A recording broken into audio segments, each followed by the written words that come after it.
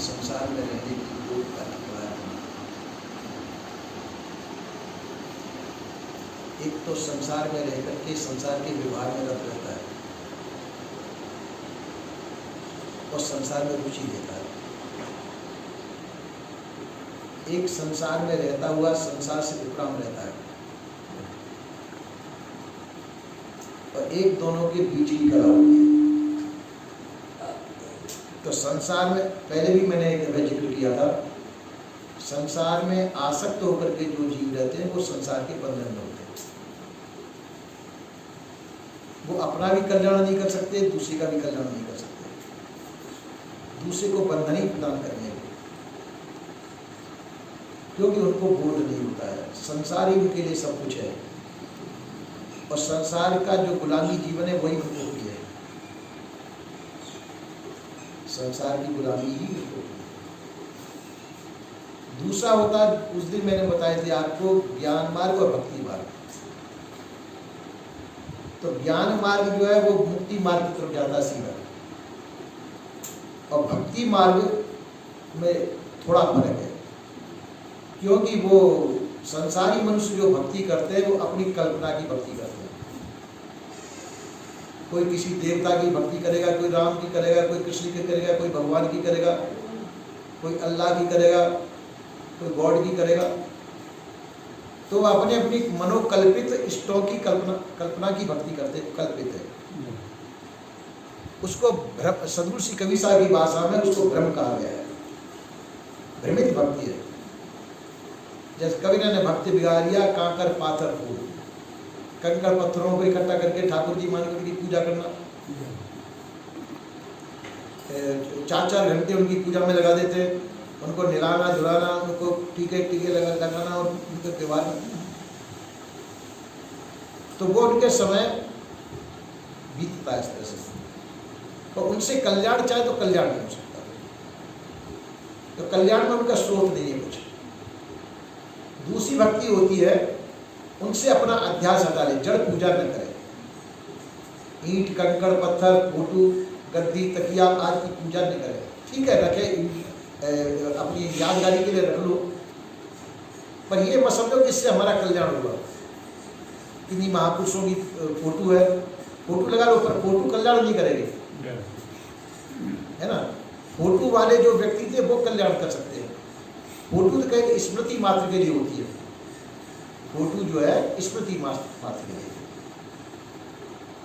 तो कि भाई वो पुराने पुरुष ऐसे थे, उनकी याद होती है। असली भक्ति है कि सरस जीवन बनाना, जीवन समाज उपयोगी बनाना, और जो क्या हम कर्तव्य परायण बने। असली जीवन है हमारा कर्तव्य परायणता। तो कि जो मोही व्यक्ति होगा वो कर्तव्य परायण नहीं हो सकता है। संसार में जिसका मोह है वो कर्तव्य परायण नहीं हो सकता है, क्योंकि जो जिसके प्रति मोह है उसके प्रति उसका व्यवहार कुछ और होगा, और जिसके प्रति मोह नहीं है उसके प्रति व्यवहार और वहाँ राग द्वेष का व्यवहार होगा। जहाँ राग द्वेष का व्यवहार होता है वहाँ कर्तव्य परायण व्यक्ति नहीं हो सकता। कर्तव्य परायण हुआ हो सकता है जो राग द्वेष से रहित हो, राग द्वेष से अलग, वो कर्तव्य परायण व्यक्ति हो सकता है। वो ईंट पत्थरों की पूजा नहीं करेगा, वो किसी मूर्ति वगैरह की पूजा नहीं करेगा, वो वास्तविकता की पूजा करेगा कि मेरा किस समय पर क्या कर्तव्य है, उस कर्तव्य का निर्वाह करेगा। इस समय में मैं कोई कर्तव्य, जैसे एक दफे की बात है, कोई संत थे या तुकाराम थे, कोई थे, तो ये कांवर होती, कांवर लेके चलते हैं, गंगा जी से कांवर भर के लाते हैं और महादेव जी चढ़ा देते हैं, ये मान्यता लेकर के चलते हैं। एक दफा वो कांवर लेकर के आ रहे थे, तो एक गधा था, तो गधा प्यास के मारे बहरा के गिर गया। तो उन्होंने वो कांवर के जो दोनों कलश होते वो गधे के उसमें मुंह में डाल दिए। अरे कांवर तुम्हारी खराब हो गई, लोगों ने कहा, और कांवर वालों ने कि कोई बात नहीं, कांवर खराब हो गई, तो ये गधे की जान, यही मेरी सच्ची पूजा है। ये कांवर इसके मुंह में गिरी, इसके प्राण बच गए, ये मेरी सच्ची पूजा हो। तो इसी प्रकार से सच्ची पूजा को व्यक्ति नहीं पहचानते। सच्ची पूजा क्या है? तो उसने सच्ची पूजा की, और महादेव जी के ले जाकर के पिंडी पे चढ़ा देते, उससे क्या किसका भला हो रहा था? इसका भला। तो इसी में उसके प्राण बच गए, ये सच्ची पूजा। इसलिए कर्तव्य प्राण किस समय मेरा किसके प्रति क्या कर्तव्य है? पुत्र के प्रति पिता का क्या कर्तव्य है, पिता के प्रति पुत्र का क्या कर्तव्य है, माँ के प्रति क्या कर्तव्य है। जिसका जो संबंध है, जिसके द्वारा जिसका जो संबंध है, उस संबंध के अनुसार हमारा जो फर्ज बनता है वो फर्ज को पूरा कर देना, पर मोह नहीं होना। मोह बंधन देने वाला होता है। हम निरपेक्ष भाव से यथा योग्य सेवा परायण हो जाए। क्यों? कि ये सही समाज का है, सही समाज का दिया हुआ। समाज ने इसका लालन पोषण किया है, समाज ने इसकी सेवा करके इतना बड़ा किया है। तो इस प्रकार से हमारा भी कर्तव्य बनता है कि समाज के ऋण को चुका दें, कर्तव्य प्राण बन करके उनके अधिकार की रक्षा करें। तो समाज के अधिकार की रक्षा करना, तो समाज के अधिकार की रक्षा कौन कर सकता है? जो अपने अधिकार का त्याग करेगा। अधिकार लालसा का त्याग करके और समाज के अधिकार की रक्षा करना, ये कर्तव्य प्राण करो। किनके प्रति हमारा क्या कर्तव्य बनता है, उन कर्तव्यों की पूर्ति कर देना, ये कर्तव्य प्राण है। दूसरा मैंने उस दिन बताया भक्ति मार्ग। तो भक्ति किसके लिए करनी चाहिए? कहते हैं भक्ति दूसरे की जाती है। दूसरे की भक्ति परावलंबी भक्ति हो गई। जैसे तुम्हारी भक्ति कोई करने वाला है, अब उसको कोई काम पड़ जाए किसी समय पे, आप दूर हैं तो वो भक्ति उसकी काम नहीं आएगी। आप दूर हैं, वो भक्ति उसी के उस पर निर्भर होगी, वो भक्ति काम आएगी। तो भक्ति वही काम आएगी जो स्वावलंबी हो। परावलंबी भक्ति काम नहीं आती है। स्वावलंबी भक्ति होनी चाहिए, जिसका जो अपने ऊपर ही निर्भर हो, अपने हाथ में हो, जिसका बटन अपने हाथ में हो, वो भक्ति अपने काम में आएगी। इसी प्रकार से समाज के प्रति कर्तव्य परायण होना और सबके प्रति सद्भाव होना। सबके प्रति सद्भाव होना चाहिए, दया भाव होना चाहिए, सद्गुण सदाचार युक्त होना चाहिए व्यक्ति, और सबके प्रति प्रेम सद्भाव होना चाहिए। सबके प्रति प्रेम सद्भाव, सबको एक साथ। ऐसा नहीं कि ये मेरा दुश्मन है, ये मेरा मित्र है, ये भाव नहीं होना चाहिए। भक्ति असली वही है, सभी मेरे मित्र हैं। तो भक्ति क्या सिखाती है कि सब मेरे हैं और मैं सबका हूं। तुम्हारा मोह के लिए जगह नहीं रह जाती है। मोह कहाँ उत्पन्न होता है कि ये मेरा और ये मेरा नहीं। उसका प्रेम व्यापक हो गया एक तरह से। तो प्रेम व्यापक होगा तो बंधन के लिए कोई जगह नहीं उसके लिए। और ज्ञानी क्या मानता है कि न मेरा कोई है न मैं किसी का, तो उसके लिए कोई रुकावट नहीं उसके लिए। तो वो ज्ञान मार्ग है, ये भक्ति मार्ग है। तो इसी प्रकार से जिनके जो मार्ग पड़ता है वह मार्ग अपना करके महापुरुष आगे बढ़ते हैं। पर सबसे श्रेयस्कर ज्ञान मार्ग ही पड़ता है। पर ज्ञान मार्ग रूखा है, नदी तो है, नदी में जल न हो, है ना। तो इसी प्रकार और भक्ति मार्ग नदी है, नदी में जल भी है।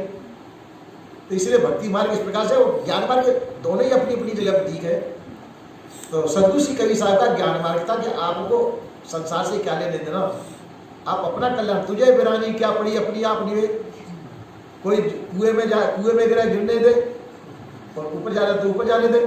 अगर तेरा कहना मान लेता तो कल्याण हो जाएगा, नहीं माने तो उसके पीछे मत पड़ो। अपनी आप तुझे बिरानी, तू दूसरे के पीछे क्यों पड़ा हुआ है? अपनी आप नहीं बन। तो अपने आप कब नहीं बन सकते? जब सब प्रकार के मोह से रहित हो जाए, मोह ममता आसक्ति से रहित हो जाए, तो हम अपना निर्णय कर सकते हैं।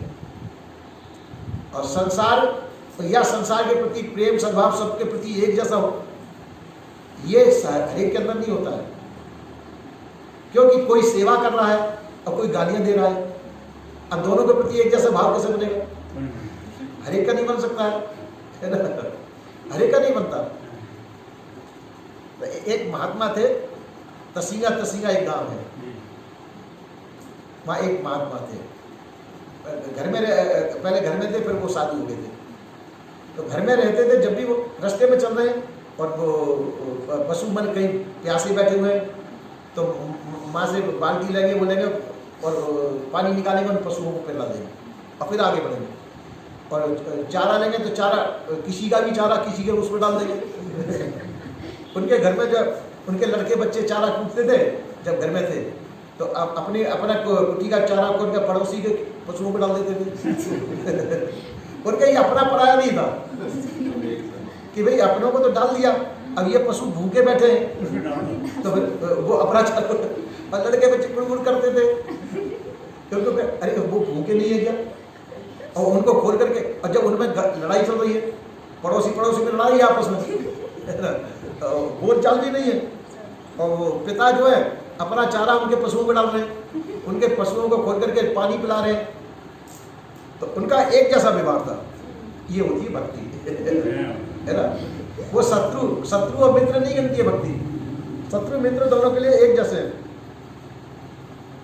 तो इसी प्रकार से ये भक्ति भाव हुआ, और जहाँ शत्रु मित्र का भाव हुआ वहाँ भेद पड़ गया, भेद बुद्धि हो गई, तो वहाँ भक्ति नहीं होती है। वो रास्ते में भी चलते थे तो जिसके पशु प्यासे होते थे तो उनको खींच करके पानी पिला दिया, और किसी के भी चारा डाला हुआ तो चारे को उठा के किसी को और उसे कोई टोकता नहीं था कि इनका स्वभाव है। अच्छा, और कहीं भी सो जाते थे, कोई जरूरी नहीं अपने घर पे ही पहुंचे, किसी ने कहा भोजन पा लीजिए, लाओ जाओ, कहीं भी भोजन पा लिया, कहीं भी सो गए, कहीं बैठ गए, ऐसा उनका स्वभाव। तो वास्तव में संत स्वभाव यही है, अपने पराये का कुछ नहीं था। तो वो एक जगह विवाह शादी वाले आए, महाराज जी विवाह शादी कर लीजिए, देखो हमारे बच्चे तो हमारा कहना माने न माने, पर देखो वो बच्चा अच्छा है उसको देख लो। अब उनके माता पिता राजी हो जाते थे, हमारे बच्चे तो हमारे कहने में है नहीं, उनकी माँ की चलती है, उसकी माँ से पूछ लो, हमारा कहना कोई मानने वाला नहीं है। तो ऐसे वो साफ अब उनकी बात किसी को अच्छी नहीं लगती थी, घर में वो घर में ठहरते भी नहीं थे। कभी महीने में 15 दिन पीछे आए, हमसे खुश रहते थे, कभी हम जाते थे हमसे बहुत खुश, जब तक हम ठहरते जब तक वो भी ठहरते थे। तो बस स्वभाव उनका अच्छा संत स्वभाव था। तो इस प्रकार से साधु का स्वभाव, ये साधु स्वभाव है। तो भक्ति होनी चाहिए तो सबके प्रति एक जैसी होनी चाहिए, ये मेरा लड़का ये दूसरे का लड़का है, ये नहीं होनी चाहिए। मतलब अपने बच्चे में और दूसरे लड़के में अगर आपस में तकरार हो जाए, मारपीट भी हो जाए, तो दोनों को पुचकार दो, दोनों को अलग अलग कर दो, दूसरे का बच्चा उसको गोद में ले लो, है ना, और उसको सिर पे, अपने बच्चे के सिर पे हाथ करा दो नीचे से ही, और उसको गोद में ले लो, और पुचकार के दोनों को समझा दो। ये हो गया भक्ति, निष्पक्षता। तो उसमें कोई भेदभाव पड़ेगा क्या? कभी कोई लड़ाई हो सकती है क्या? उसकी माँ भी कोई दुख नहीं मानेगी, और न्याय भी सही हो गया। अपने बच्चे को नीचे धरती पर खड़े होकर भी सहला सकते हैं सिर को, उसको गोद में लेकर पुचकार करके उसको समझा दिया, दोनों का बीच बचाव कर दिया। ये मैत्रीय भाव हो गया, प्रेम भाव हो गया, सद्भाव हो गया। इसी प्रकार से भक्ति स्वतंत्र सकल गुण खानी, तुलसीदास जी ने कहा भक्ति स्वतंत्र सकल गुण खानी, सब गुणों की खान है भक्ति। पर भक्ति हो ऐसी पत्थर पत्थर की नहीं, कभी उन्होंने भक्ति बिगाड़िया कांकर पातर हो, कंकड़ पत्थर की भक्ति नहीं होनी चाहिए। ऐसी भक्ति होनी, सबके प्रति सद्भाव हो, सबके प्रति अच्छा भाव हो, सबका भला हो, सबका हित हो, सबका कल्याण हो। ऐसी भावना यदि हमारे अंदर है तो हम भक्त हैं। या कोई महापुरुष है, महापुरुषों के प्रति भक्ति होना, उनके द्वारा ज्ञान बोध विचार मिल रहा है, उनके प्रति भक्ति, क्यों भक्ति के बिना ज्ञान बोध विचार प्राप्त नहीं होगा। वो चाहे कितना भी बरसाएं महापुरुष, पर अगर भक्ति नहीं है तो उनका ज्ञान बोध विचार काम नहीं आएगा। और भक्ति है तो उनका ज्ञान सीधा आपके अंदर उतर जाएगा, आपके अंदर उनका ज्ञान उतर जाएगा और कल्याण हो जाएगा। तो इसलिए भक्ति के लिए हृदय की शुद्धता चाहिए। चित्त बुद्धि मन अहंकार, ये अंतःकरण है चारों का, ये चारों शुद्ध चाहिए। और शुद्ध होने पर जब फिर हम भक्ति को ग्रहण कर सकते हैं। तो भक्ति जो है हमारे जीवन का कल्याण, कैसे जीवन को मधुर बना देगी भक्ति। तो सबके प्रति प्रेम भाव होगा सब, तो उसको बुरा कौन कहेगा? ऐसे व्यक्ति को कोई बुरा कह सकता है? सब उससे प्रेम करेंगे, वो सबका हितकारी होगा, किसी का द्रोही होगा ही नहीं। भक्त वह जो किसी का द्रोही नहीं हो, सबके प्रति प्रेम भाव सद्भाव हो, कोई उसको बुरा नहीं कर सके, कोई उस पर उंगली न उठा सके, तो सब उससे प्रेम करते हैं। ये भक्त का हृदय होता है। तो इसी प्रकार से कहा, तुलसीदास जी ने कहा है, भक्ति हृदय नवनीत समानम, कहा कविन पर कहे न जानम। कि भक्तों का हृदय कैसा होता है? नवनीत मैंने मक्खन के जैसा। तो पर कविनों कहा है, पर कवि ने कहना नहीं जाना। तुलसीदास जी कहते हैं तो क्यों कि निज प्रताप द्रवई नवनीता और पर दुख द्रवई संत सुपनीता। कि मक्खन तो अपने ताप से पिघलता है और संत जो है दूसरे के ताप को देख करके पिघल जाते हैं। इसलिए संत जो है उस नवनीत मक्खन से भी ज्यादा कोमल है। निज प्रताप द्रवई नवनीता, नवनीत कहते हैं मक्खन, मक्खन अपने अपने ताप से पिघल जाता है और संत जो है दूसरे के दुख को देख करके पिघल जाते हैं। पर दुख द्रवई संत सुपनीता, इसलिए मक्खन से भी ज्यादा कोमल संत होते हैं। तो ये भक्ति हृदय, भक्ति भाव से ओत प्रवृत्त हो, पर सबके प्रति एक जैसा हो। अपना पराया, ये जो आ गया ये माया आ गई, ये मेरा और ये पराया, ये भाव आ गया। तो वो एक वो थे सज्जन, तो घर में कुछ आते थे, नौकरी करते थे, घर में कुछ आते थे, कुछ न कुछ लेके आते थे बच्चों के लिए। तो 4 भाई थे वो, और 4 भाई भी औरतों में आपस में लड़ाई रहती थी, एक दूसरे से बोलती भी नहीं थी।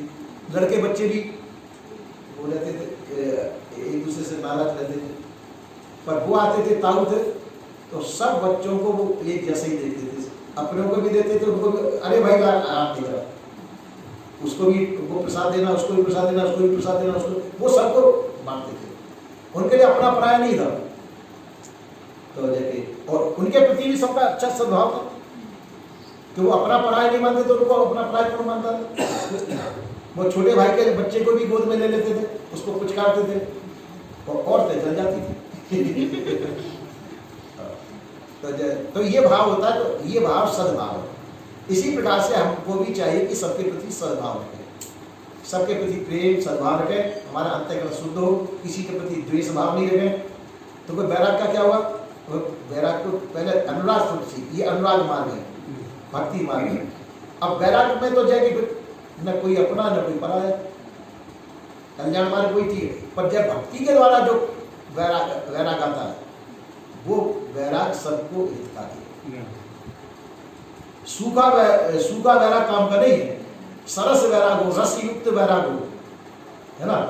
तो जगह जो भक्ति के द्वारा जो वैराग्य और ज्ञान बोध विचार हुआ है, वो वैराग अपने भी काम आएगा और दूसरे का भी उससे हित होगा।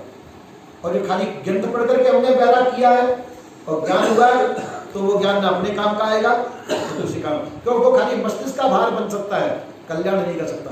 पुस्तकीय ज्ञान जो है मस्तिष्क का भार हो जाके उसको अभिमान चढ़ जाएगा कि मैं ज्ञानी हूँ। तो जहाँ अभिमान चढ़ गया तो उसके भक्ति खत्म, और भक्ति खत्म होते ही ज्ञान किसी काम का नहीं। ज्ञान किसी काम का, जैसे सब्जी सूख जाए आपकी, तो सब्जी कोई काम की नहीं, बेकार होगी, सड़ जाए, गल जाए। इसी प्रकार से भक्त ज्ञान वह है जो रस युक्त हो, प्रेम सद्भाव भी जिसके अंदर हो, और ज्ञान की पराकाष्ठा पे वो स्थित हो, सबके प्रति हित भावना हो, पर यह कल्याण मार्ग में स्थित हो कि मैं मुक्त हूँ, चेतन हूँ, ज्ञान स्वरूप हूँ, शरीर संसार का है, संसार में रहेगा, संसार में छूटेगा, मेरे प्रारब्धवश शरीर बनाए, जब तक प्रारब्ध है, जब तक मेरे उस शरीर में रहना है। और जब तक जो शरीर से संबंधी है और नई भी संबंधी है, उनमें सबके प्रति हमको सद्भाव प्रेम को रहना, ये भाव है। और ज्ञान का भाव यह है कि ठीक है, प्रारब्ध जैसा है, सुख दुख जैसे भोग लो, संसार से हमको क्या लेने देना, हमको अपना कल्याण हमारे, उसके पास कोई आए तो ज्ञान की बात ही बताएगा वो, मैं तो दोनों बात बता रहा हूँ। तो वो ज्ञान की बात करेगा, भक्त के पास बोलेगा वो भक्ति की बात करेगा। जैसे तुलसीदास जी ने कहा, अर्थ न धर्म ने काम रुचि गति न चाहो निर्वाण, बार बार सिय राम पद ये वरदाना ध्यान। कि न मुझे अर्थ चाहिए, अर्थ धर्म भी मुझे आवश्यकता नहीं है, अर्थ धर्म काम मुझे किसी प्रकार की कामना भी नहीं है, और मुझे मुक्ति मार्ग भी नहीं चाहिए, गति न चाहो, मुझे निर्माण पद भी नहीं चाहिए। तो क्या चाहिए? बार बार सिय राम, बार बार सीता राम जी के चरणों में स्नेह है। तो ये हो गया उनका भक्ति मार्ग। तो इसी प्रकार से उनकी ये भावना थी। तो किसी इष्ट के प्रति एक सद्भावना, वो एक परिधि हो गई कि सीताराम जी के चरणों में भक्ति चाहिए। तो ये उन्होंने अपना पॉइंट चुन लिया, एक बंधे हुए भक्ति हो गई। और खुली भक्ति कौन सी होती है? सबके प्रति हितभाव हो, सबके प्रति दया भाव हो, हित भाव हो, सबके प्रति प्रेम भाव हो, सबका कल्याण हो, सर्वे भवन्तु सुखिनः, सबका हित कल्याण हो, सब संसार का हित कल्याण हो, एक का नहीं हो सबका हो, ऐसा भाव हो, वो भक्ति श्रेष्ठ है। और ऐसी भक्ति से ही हमारा ज्ञान उत्पन्न होता है। और ज्ञान हो जाएगा, ज्ञान से कल्याण होगा। भक्ति से क्या होगा? ज्ञान होगा। और ज्ञान से क्या होगा? कल्याण होगा। अच्छा, अब बात है ये मोह मार्ग की तरफ। क्या है मोह मार्ग में? यह है कि ये मेरा है, ये पराया है, ये मेरा लड़का है, ये मेरी जिठानी का लड़का है या दौरानी का लड़का है, ये नटखट है, नालायक है, और मेरा लड़का अच्छा है ना। ये राग द्वेष की भावना बन जाती है। ये बुरा है और मेरा लड़का अच्छा है। तो इसी प्रकार से जो भाव बनते, भेदभाव के जो भाव बनते, वो कल्याणदायी भाव नहीं होते। उनसे कल्याण को क्योंकि राग और द्वेष, तो भक्ति के अंदर या ज्ञानी के अंदर किसी के प्रति राग द्वेष नहीं होना चाहिए। ये नहीं होना चाहिए कि ये बुरा है और मैं अच्छा हूं, ये बुरा है और ये अच्छा है। ठीक है, बुरा है पर उसकी बुराई को आप क्यों देखते हो? वो बुराई तुम्हारे अंदर आ जाएगी। नहीं देखो तो किसी का अच्छा ही देखो, बुराई नहीं देखना चाहिए। और अपना मन भी अशांत रहेगा। दूसरे की बुराई देखते रहेंगे, दूसरी की कमी देखते, तो अपने हृदय में तो आग जलती रहेगी, तो खुद भी शांत नहीं हो पाएगा। वहाँ ज्ञान बोध विचार जल करके खाक हो जाएंगे, वहाँ भक्ति भी जल जाएगी, ज्ञान भी जल जाएगा, और खुद भी अशांत रहेगा तो रोगी बन गया। तो वो क्या काम का ज्ञान? ऐसा ज्ञान किस काम का? रास बिरानी राखते खाए घर का खेत। जैसे अपने खेत में भी रास कहते अनाज की ढेरी, और पड़ोसी के खेत की, पड़ोसी कहेगा भाई मेरे अनाज का ध्यान रखना, तो वो पड़ोसी के खेत की रास को रखाते अनाज में रखाते, उसका खेत को पशु। तो ऐसा भी नहीं करना चाहिए। दूसरे को देखते देखते और आपके सद्गुण लोप हो जाए। दूसरे की बुराई देखते देखते दूसरे को सुधार के चक्कर में तुम्हारे सद्गुण सदाचार चले जाए और तुम बिल्कुल वैसे बोले नहीं बोले। ऐसा भी नहीं होना चाहिए। अपने अंदर सद्गुण सदाचार युक्त हमारा जीवन होना चाहिए। कर्तव्य परायण हमारा जीवन होना चाहिए। हम स्वयं कर्तव्य परायण हो, भक्ति प्रधान हो। ये कर्तव्य परायण का लक्षण बताया मैंने। और भक्ति प्रधान में प्रेम सद्भाव होता है। कर्तव्य परायण में भी प्रेम कम ही होता है, और वो सोचता है ये मेरा कर्तव्य है। कर्तव्य होने के नाते से वो अपने कर्तव्य को निभा देता है, किसी के प्रति कर्तव्य को निभा देता है। और ज्ञानी के अंदर भी प्रेम की थोड़ी कमी होती है, पर तब भी जो है ज्ञान मार्ग उसके अंदर से है। इस प्रकार से हम जो है सबका हित करते हुए, सबका कल्याण हो, सबका हित हो, ज्ञान के द्वारा हो, चाहे योग के द्वारा हो, चाहे भक्ति के द्वारा हो, किसी प्रकार से हो, हम अपना कल्याण करें। कल्याण किसे कहते हैं? अब बात आती कल्याण किसे। कल्याण शब्द का अर्थ होता है सुख। कल्याण शब्द का अर्थ होता है सुख। पर सुख दो प्रकार के, एक भौतिक सुख, एक आध्यात्मिक सुख। भौतिक सुख क्या है? खाने पीने का सुख, ये भौतिक पदार्थों का जो सुख है। मेरे लिए कार होना चाहिए, मेरे पास अच्छा मकान होना चाहिए, अच्छी चीज होनी चाहिए, पहनने को अच्छा होना, खाने को अच्छा होना, ये भौतिक सुखों का जो आनंद है, इसको कल्याण नहीं कहते हैं।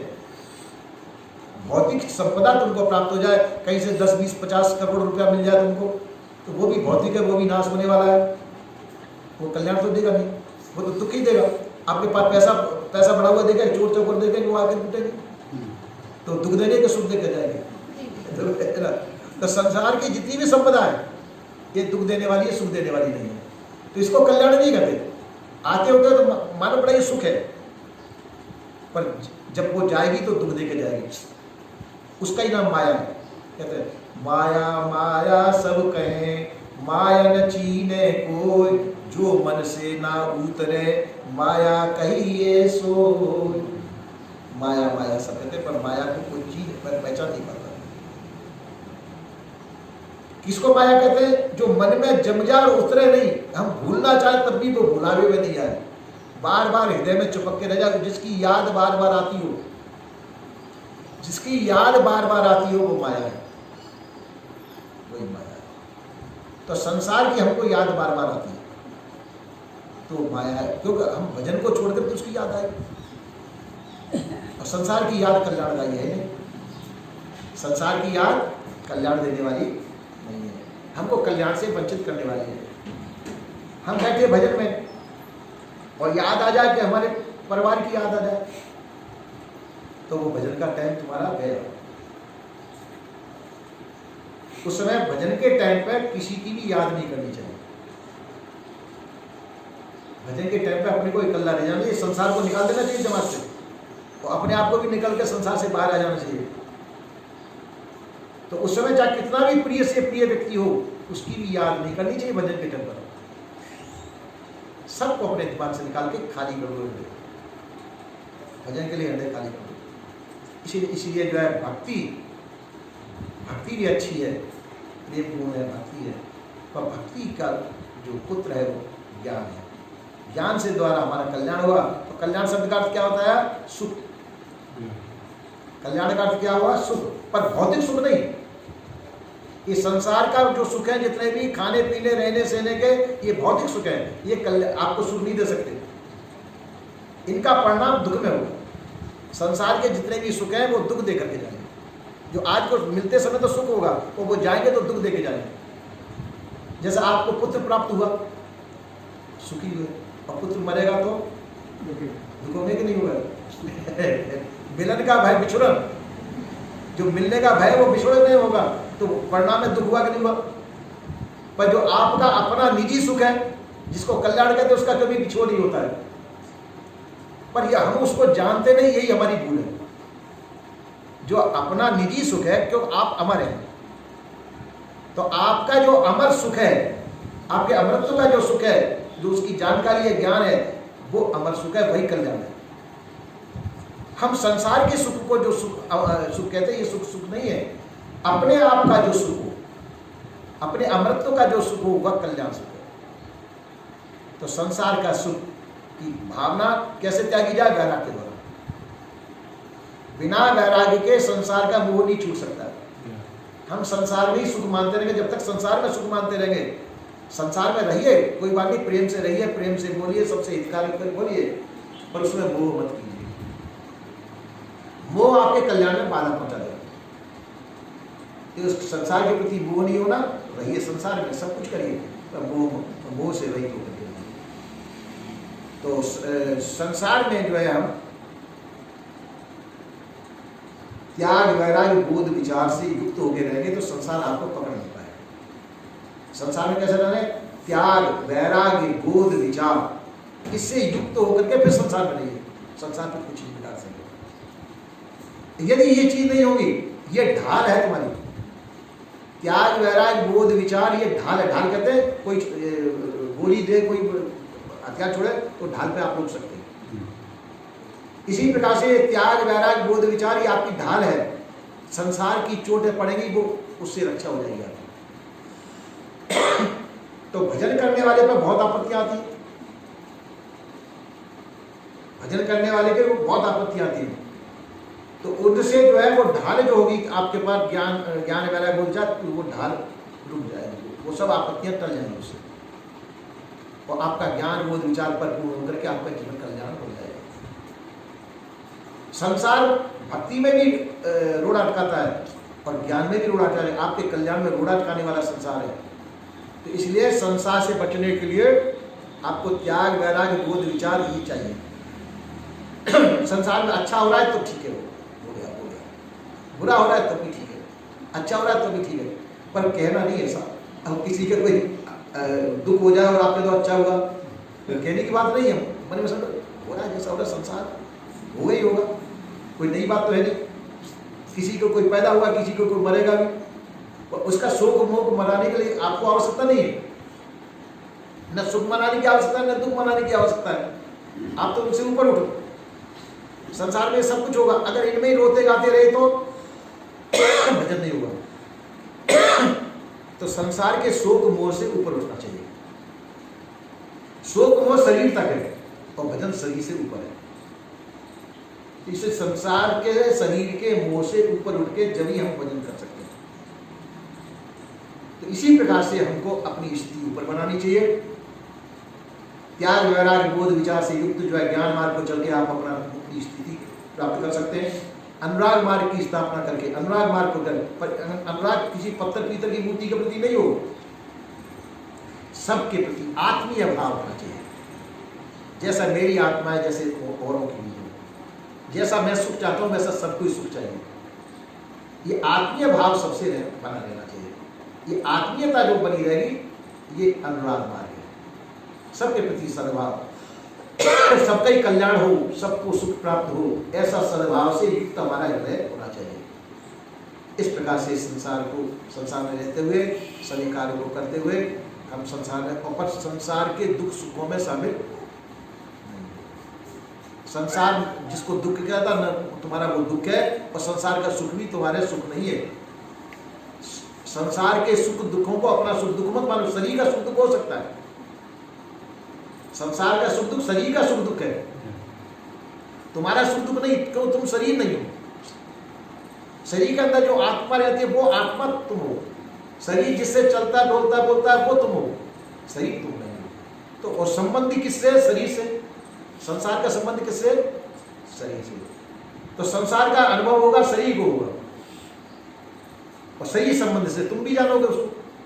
शरीर उपकरण है, शरीर के संबंध से आप सुख दुखों की अनुभूति करोगे, पर शरीर तक ही सीमित रह दो।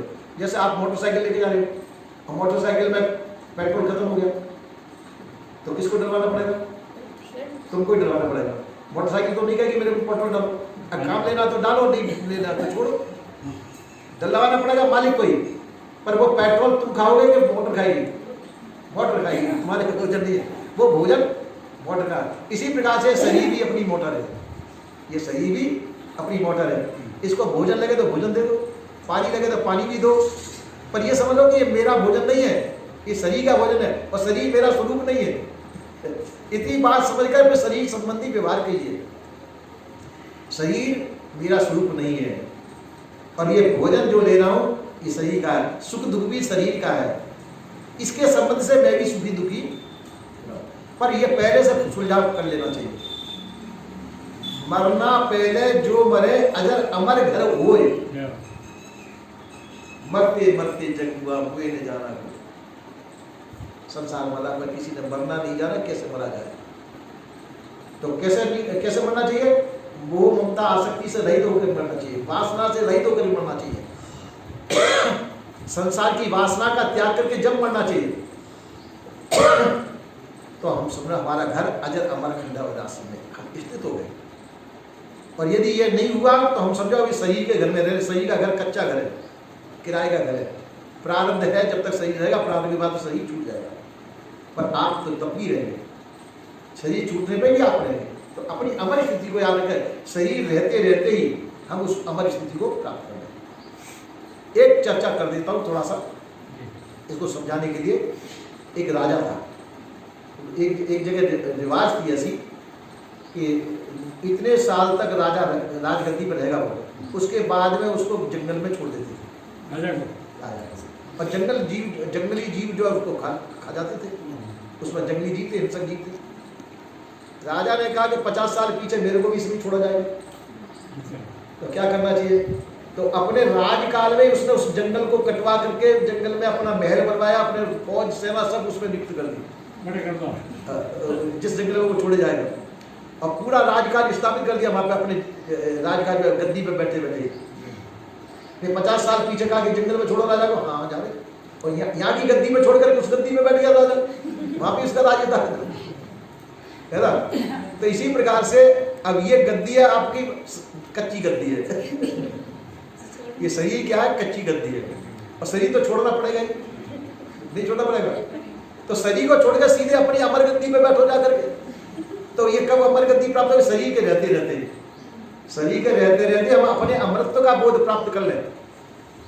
हम शरीर को छोड़े तो उससे ज्यादा सीधे अमर गद्दी पे विराजमान हो, तो शरीर का कोई शोक वो हमको नहीं रहेगा, कोई बुरा।